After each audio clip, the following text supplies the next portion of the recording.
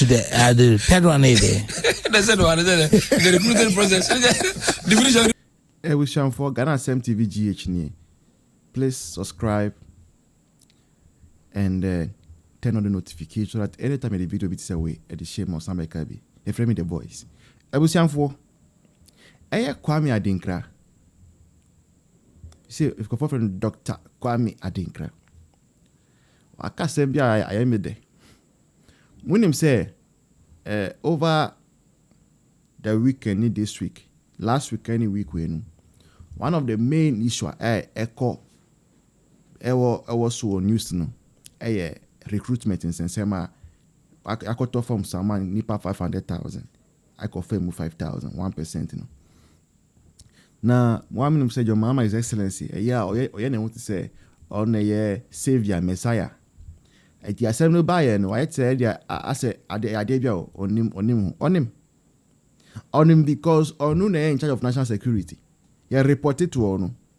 Enti Rebecca Chen say Mr. President clearance I wo no for 5,000 people. Na you say enter form no at 230 Ghana cedis. Ti e catch them dey bia. So I say he say Ghana force dey be mo pin na scam a Ponzi scheme intino. E set is abai no. And I say, okay, they say there now I'm say on be fanipa 20,000 over 4 years.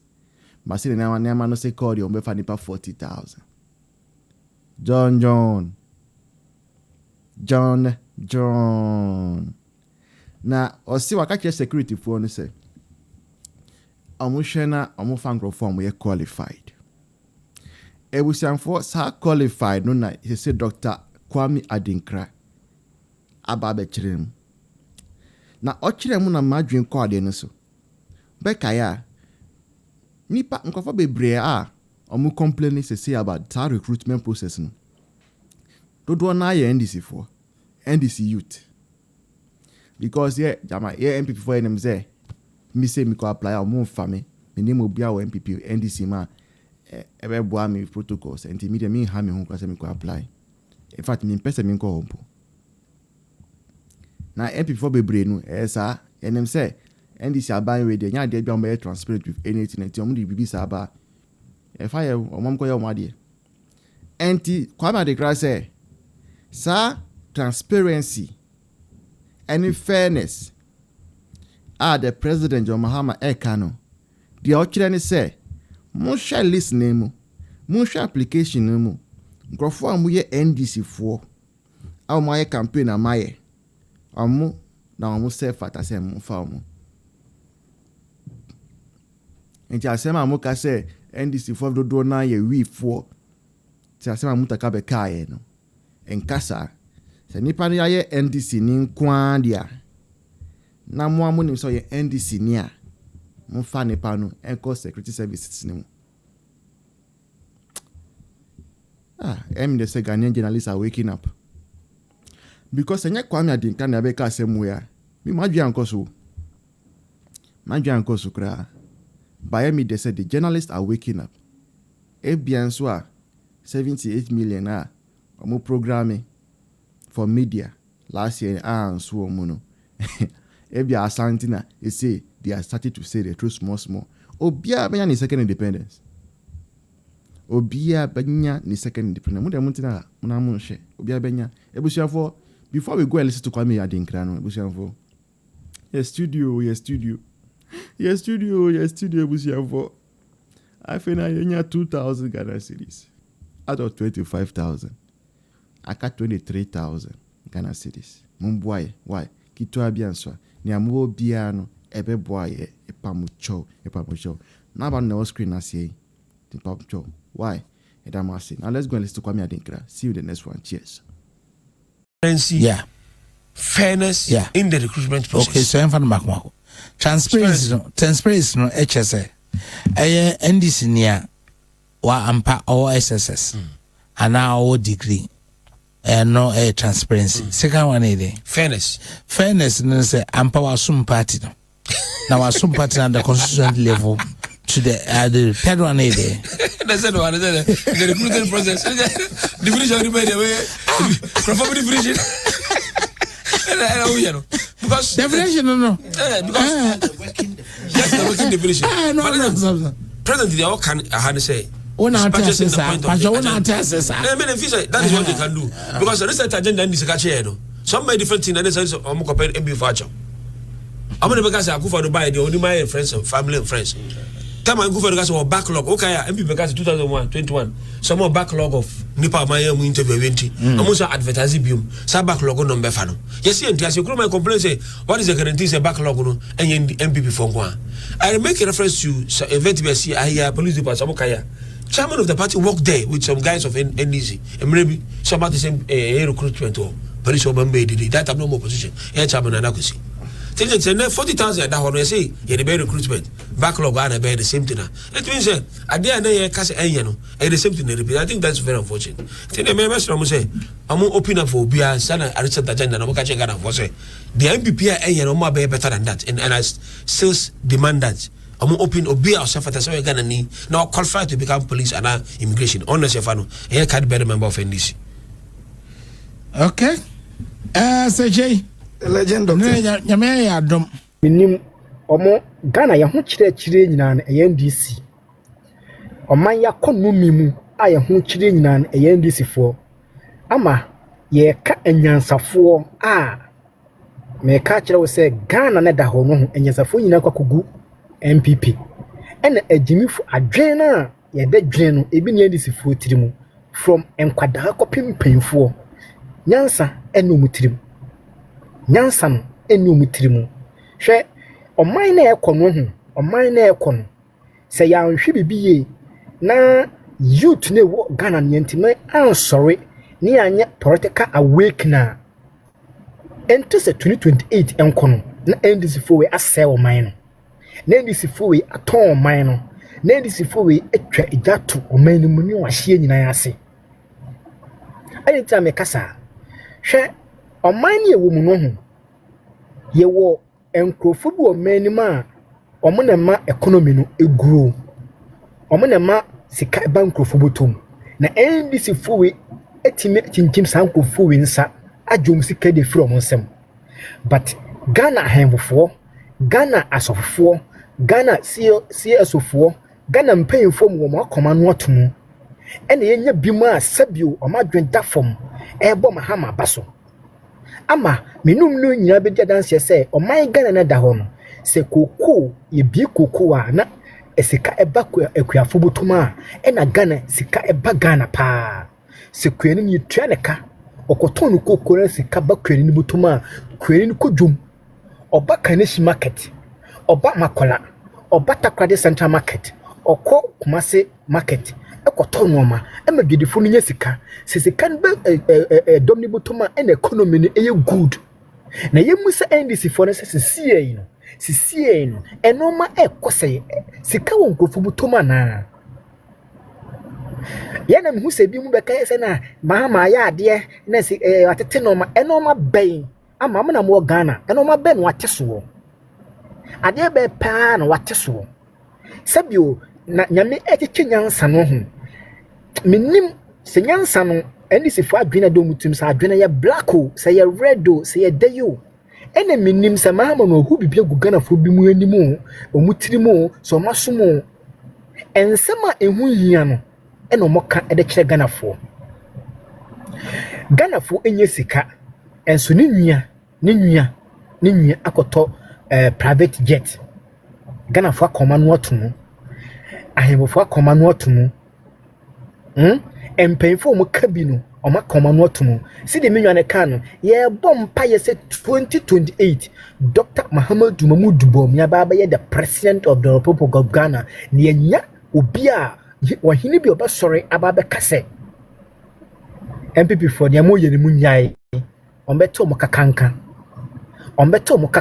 e wo manimu because ne so many makama no to dia ene se MPP ba power so dia ene de beye bia mon kama no tum because ene ba ye be chenkrofo guman kasa se president Baumia na onya ye won krofo bo ye be come so mo machengo magumu because ye ntena o manimu ema ba kofo sabio abofra ntime ton mine good e moka ebiem ntime for many sikanka so akwa koye innovation no office enkukuru Ghana sika twitwire de wi enni ore na yere ne gas no enni na Ghana ne ho nkyere ne na akuafo yentimi ntuo moka na nurses ne teachers fo yentimi ntuo moka na enoma de noma kuduma yentimi nto na bakofo enjoy yentimi ntena o manimu e mo man o man panyin sesa o man sika emfa mani nwua enkonkoto private jet na Ghana fo esu.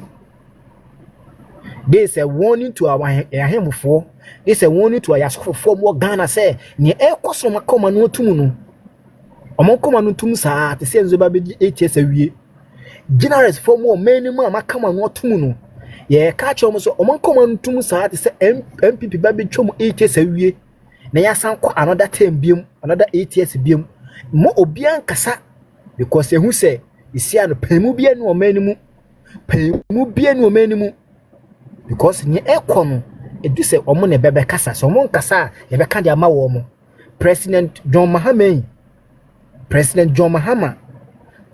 Mahama ya bo ni say 3 times ye se panyina wontie futu no ne ntoma etibini wo de ko bedu ase panyina ontie futu no ne ntoma etibini na ye se ye bo din ehyemla enye ene ye bo din enso etumla gunso a enye ne wo ye no o party no mu mpanyimfo omo a appoint omo positions omo no mo be kire wo mo because 2028-2029 we are not going to give any mercy to anybody. Said ye na da go for the buyer ebi mo je double salary ebi mo jisika ese om koto ambulance aba mo kodi ye e ba sensensem no ma bia yes e di om kokko to mo farm ho kwa na che officer wo ye batan papa a ohun mo bono a wo de chairman no mu wie na parliament e ka kire president Nana Danko Kufuor say we the worst president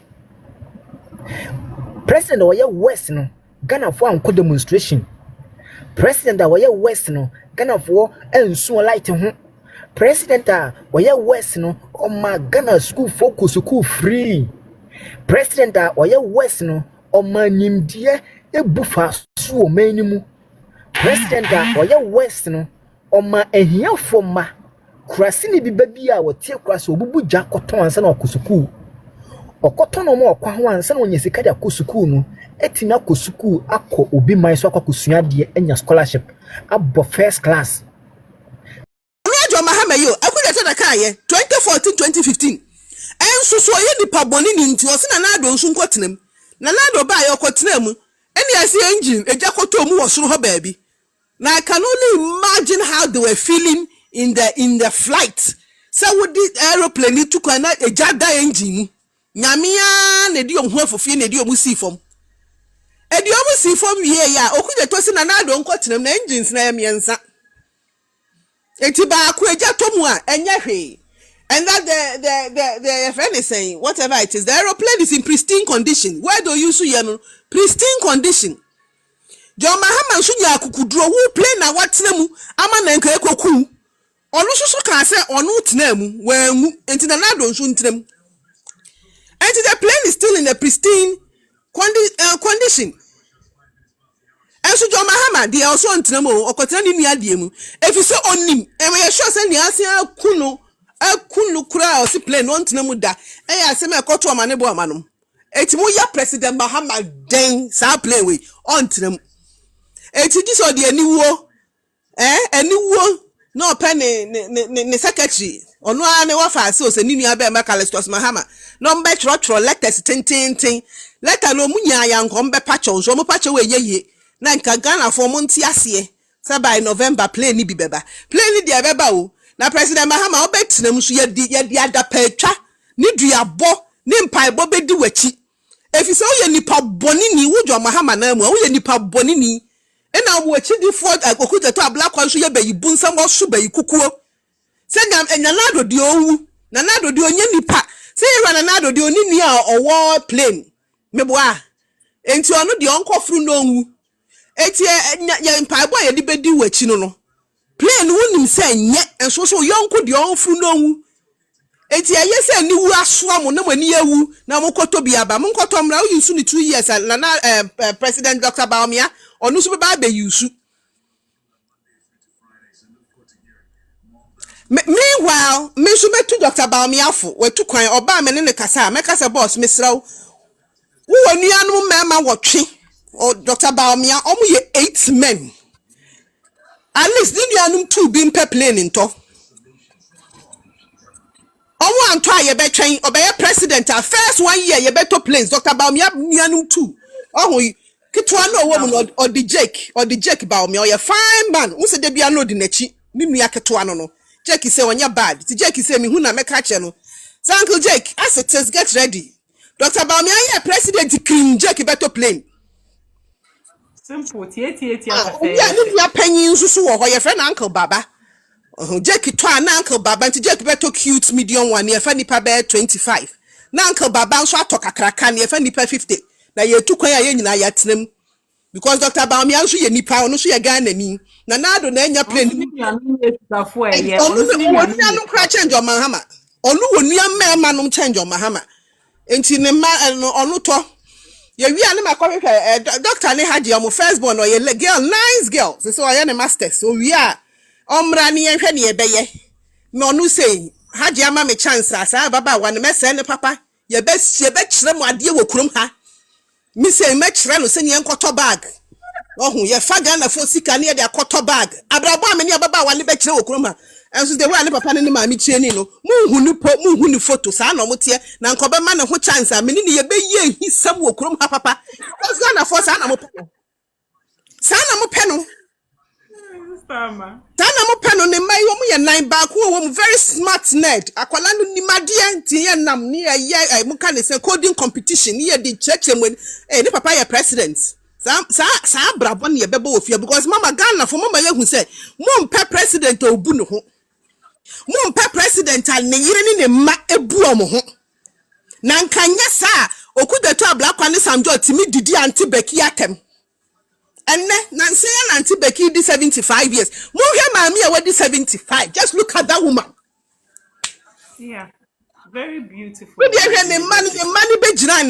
at those ladies. But they are more charming than that in the 8 years. I'm not saying another medin baby. Tell me where you can say any one of them have misbehaved. As we gonna for some pet. Mopeni and Bano Sharia non. Rough and namope. Mutiranya ye, the next president of Ghana, the man is so disciplined. Ayana me yasami amade kusemanko pina na do fear na manko yaneba. Kamwa mube who proper recalcitrant daughter. Muti wana me Ghana na mu abekwa koton, meton. Muti wana me Ghana na kosi awawa. Mu ade amapri hu. Musemu mpa de pa.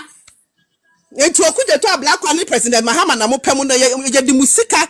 Akodi sebi nsemhuru. How do you explain to us say wo dia wo brother be president nkwa na auto plane? The first one no John Mahama one otoye, second one John Mahama 2. Wo nkwa dia obra ba be ye president da na auto plane. Na mu Ghana fo nyanya atwum ni nipa bonesem na yemu a. Na nado baby na nado brother bi na auto plane na. Nka ye beti asem wo ekrom ha. And let me call you TV anopay. Akwebi oti ho so political analyst. President Leonardo enka okobusa Ibrahim Mahama so pep flighter enka obema no na me so kwasia ene dem se ni kwasia straight me so kwasia the friend say Leonardo nkonkoji Ibrahim Mahama plane even two kwan sese be se bi onim nyansenti wo waye sei kan samre Leonardo abusuafo ni bi wo plane okoje ya enka ya so kwa didi wo kro ha Leonardo ba ko be restaurant musumu ntibi da enti mutira ye say the next president of Ghana no or you such a decent person. Dr. Bawumia is so decent and so disciplined. The my discipline, the yiri discipline. Ni nua mema no nyina ye disciplined. The busua ni nyina mo ye disciplined. Oh, ke so munya ba ko bi tisame na mafam. Every day be news item wo ha because mo Ghana for mo mpe peace. Mo president and ifie asem ni ho. President and ifie ho ye di mo mpe John Mahama bi na mo pe. Na Ibrahim Mahama badam baby no ye racing no. At this age, you should be in the university. You should be educating yourself. Who you car racing? But who you boxing? Or no and you no kwasharaf no kwa boxing. Mumbusa ni send school e dey kwa brocho wie ye. Mamu mayanke kan sem wo krom ha. But dem Ghana for musu mo peno no. Enti enu na manya.